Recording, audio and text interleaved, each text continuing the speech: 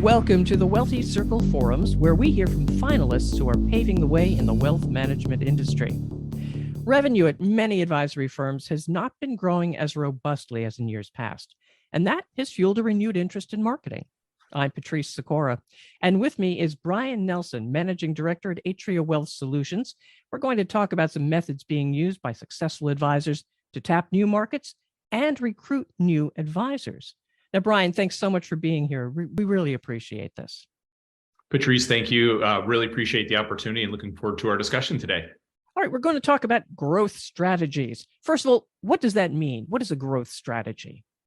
Sure. Well, first of all, I think it's something that is contextually an idea or a way that a financial professional, regardless of the market conditions, obviously we're in a much different market environment than we were last year, thinks about how they can actually continue to grow their business and their practice, whether it's acquiring new clients, whether it's better serving the clients that they currently serve, or whether it's tapping into new technologies or new ways to grow, and just continuing that momentum of growth, again, regardless of market conditions. And what do you believe are some of the top approaches that successful advisors are using? So there are a lot of things that are working. And the one thing that I think everyone needs to adopt before we even get to the ideas themselves is what I call the growth mindset. And the growth mindset means, at the beginning of each and every day, you come into the practice or into your office and you're focused on the right activities.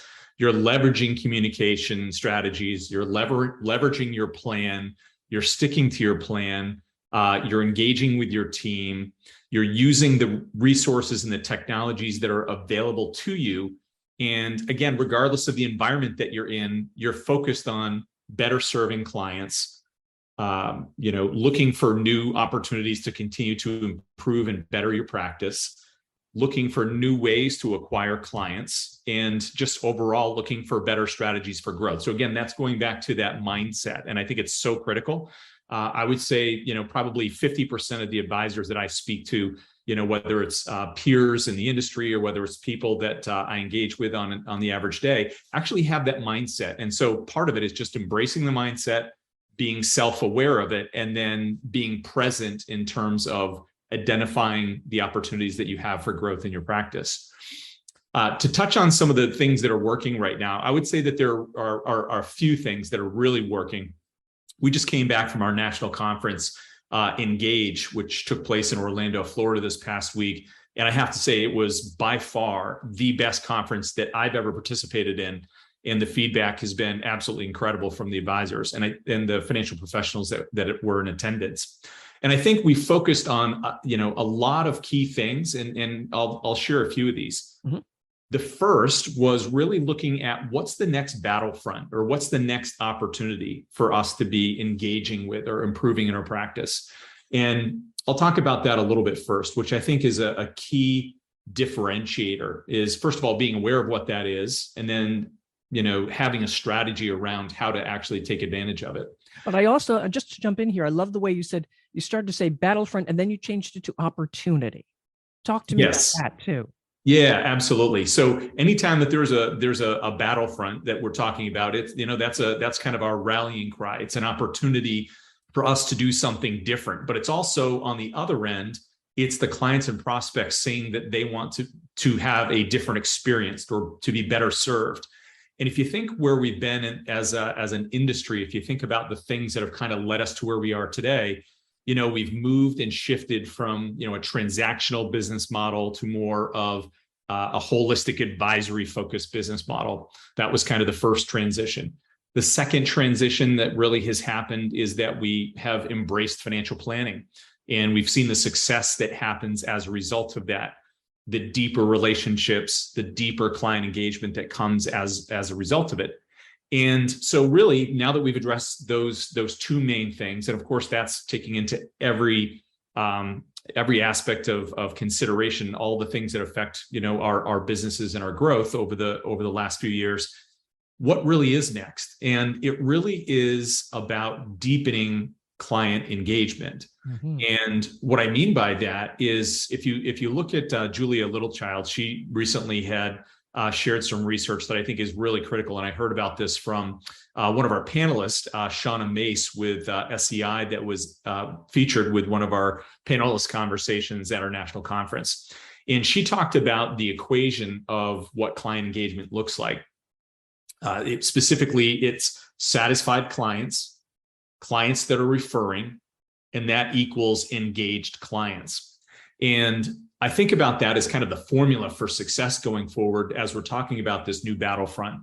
And how do we create more engagement, and how do we deepen those relationships with the clients based on where we are today and what's happening in the current market environment? And not only that, but looking back in time and looking at the successes and failures that we might have experienced. And there are really a few different things here that I think help to kind of solidify that. First of all, it's creating customized engagements. It's creating personalized, impactful communications. It's simplifying and personalizing within those communications the digital experience. It's embracing planning. It's deepening their experience, not just through money, but through physical health, mental health, spiritual health, and financial health.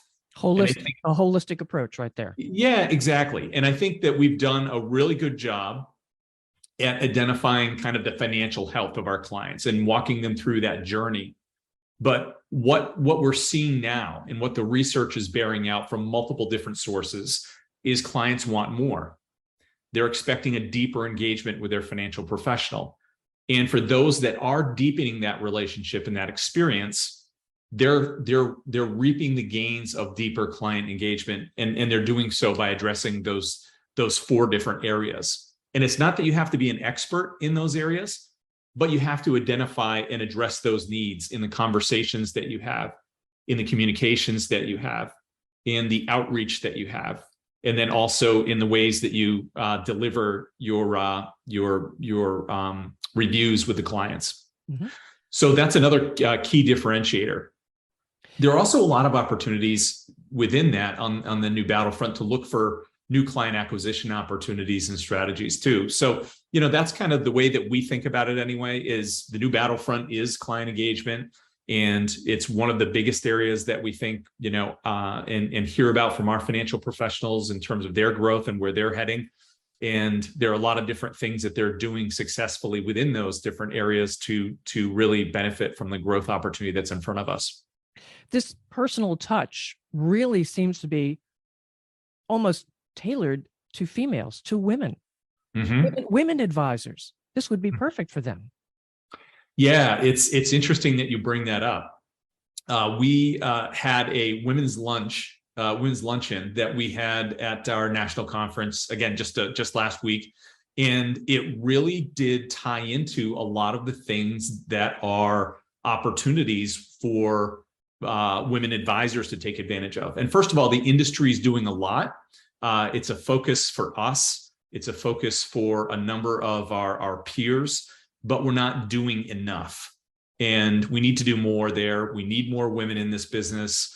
We heard it directly from our women advisors that the way that they're, the things that are important to them that are aligning with the needs of the clients, that, the personal touch and all of those things, their skill sets align perfectly. And you're absolutely right. It's a critical skill set that we need more of, and certainly need, the perspective of women in wealth to be identified there. Not because that's the only way to approach and engage female clients, because certainly the correlation of a female advisor to a female client is not necessarily, there's no real correlation there. If you read the research on it, it basically says that 90% of women don't care whether their financial professional is a male or a female. They just want to be better served, better communicated to, et cetera. Mm-hmm. Talk to me a little bit about technology. You mentioned digital a little bit. Mm-hmm. Where do you see that opening up opportunities? Sure. Well, I think it's everywhere, right? And I think that It's digital technology, regardless of what firm that you're at, is a focus. It's the platforms, it's the technologies, and hopefully those technologies and platforms are creating opportunities for efficiencies in the way that we communicate and opportunities to better engage with our clients and meet them in the space that they are in terms of what's relevant and what's important to them.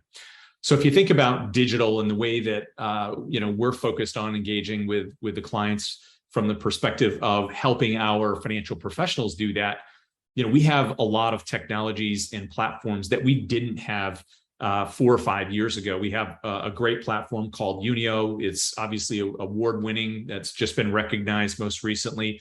And we have a great platform there that really integrates all of the ways that our financial professionals have the ability to touch and interact with their clients. One of the things that we know that clients, especially from the next gen, like to do is they like to interact with their money. They like to see it, they like to be able to touch it, and they like to have a way of communicating and interacting with financial professionals.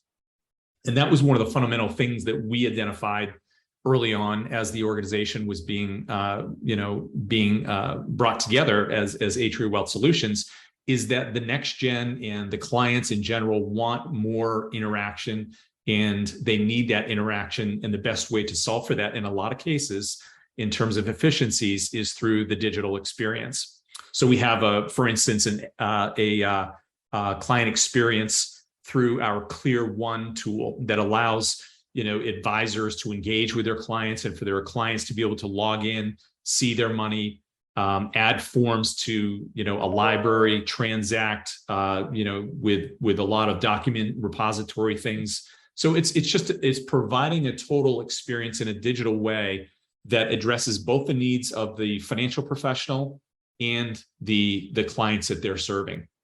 And the advisors that we're seeing with the fastest growth are absolutely the ones that are doing that. Right. I was going to say that would come to my mind anyway. And the clients, are you finding they're more aware, or are your advisors having to teach them still about finances and then they become more involved? From a digital perspective, I would say that the clients are absolutely aware of the digital experience that's available, that's out there.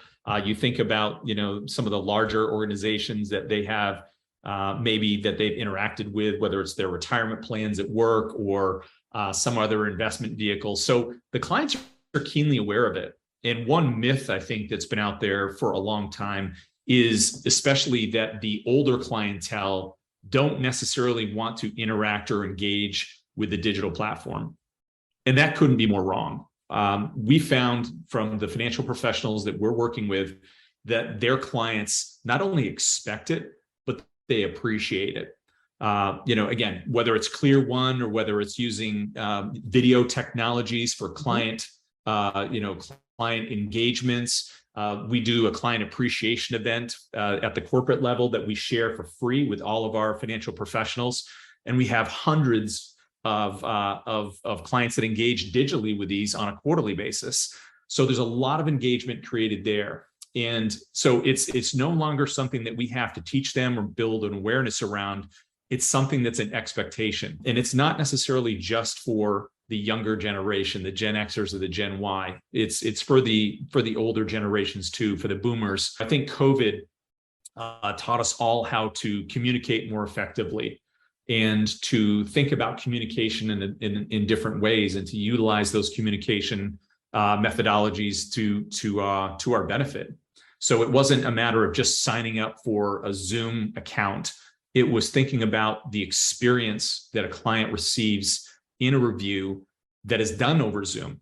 So the advisors had to go back to the drawing board, articulate their value proposition, be able to communicate more effectively using the technologies that were in place. And I think as a result, we've kind of brought things further with some of the older clientele, especially within the baby boom generation, so that now it's truly an expectation that we have access to tools, technologies, and platforms that allow them to communicate with the financial advisor, to be able to see their money and to be able to understand what their plan is. So those are really critical things within the digital environment that are so critical to the success of any financial professional today.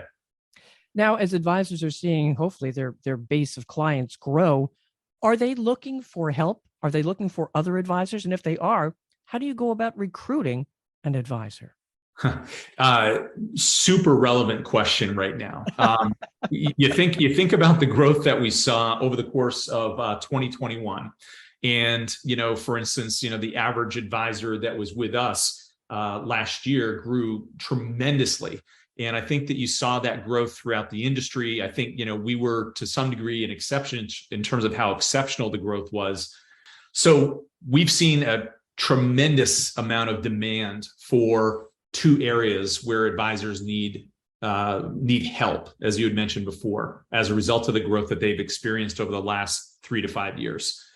Those two areas are, number one, with an assistant or licensed assistant or unregistered assistant to help with some of the tasks that have accumulated as a result of growing the business over a period of time.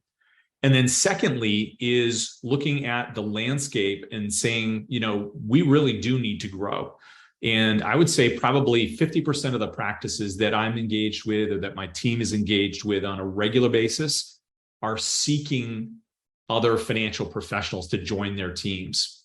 Many of them have grown so much over the course of the last 24 months that they really are kind of at an inflection or pain point. So they're trying to figure out how to manage that growth, how to staff that growth. So there's that element of the human capital that's obviously there. Mm-hmm. And so they're looking for assistance. And one of the things that we just did at our national conference is rolled out a brand new program called Team Assist, where financial professionals can have access to a dedicated resource internally as part of our program at Atria that we will provide to the financial professionals to help them so that they can focus truly on the aspects of their business that are what I call the $1,000 an hour activities.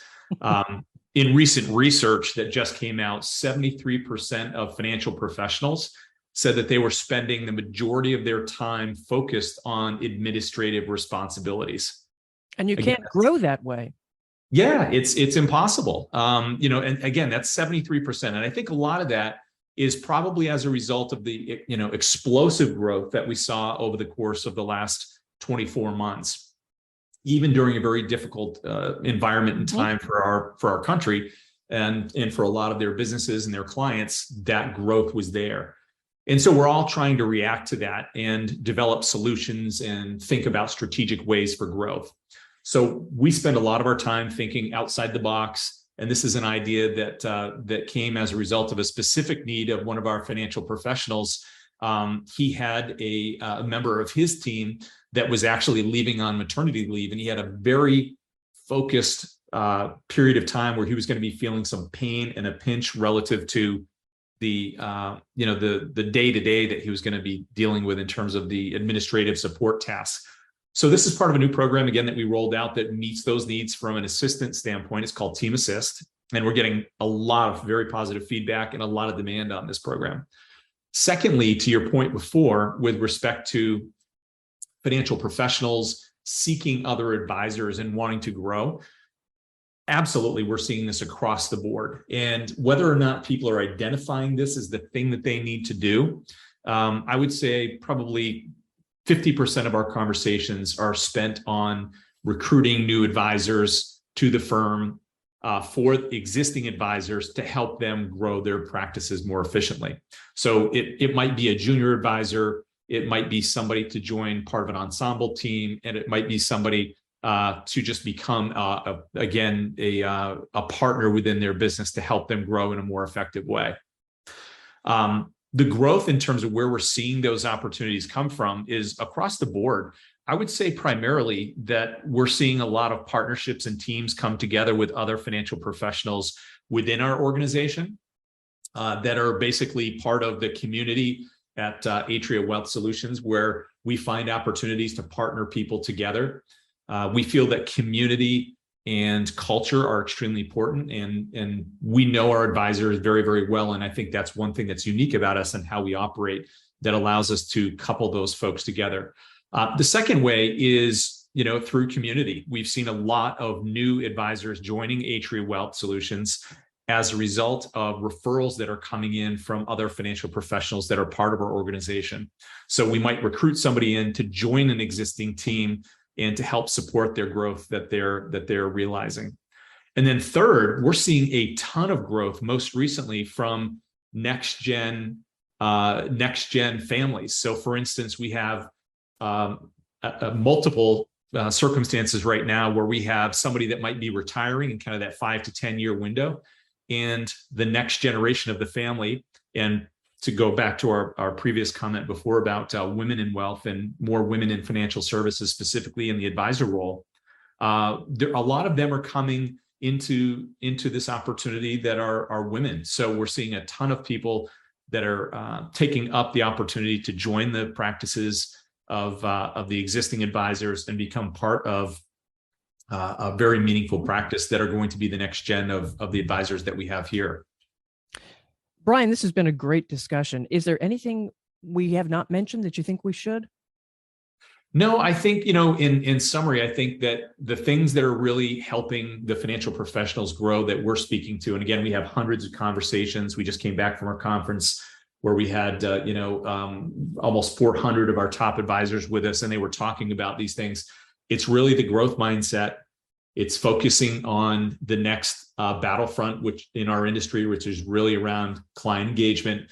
And it's identifying specific areas of opportunity, things like simplifying the digital experience for clients, identifying financial planning and continuing to drive financial planning, and then customizing that experience, as I'd said before, for focus on certain particular demographics, the next gen and women, and looking at it in a total approach, thinking about physical health, mental health, spiritual health, and financial health, finally. Well, Brian Nelson, thank you so much. Again, Brian Nelson, Managing Director at Atria Wealth Solutions. And thank you for listening to this Wealthy Circle podcast. For more Wealthy Circle podcasts, visit WMTV on wealthmanagement.com.